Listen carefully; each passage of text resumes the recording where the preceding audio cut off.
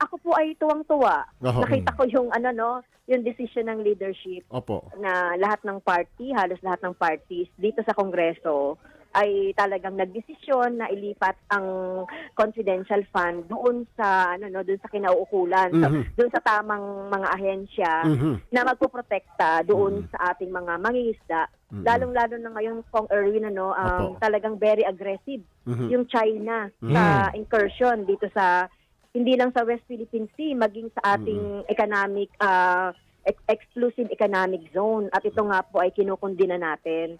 So natutuwa po kami. So included ba po diyan yung yung sa DepEd at saka sa OVP?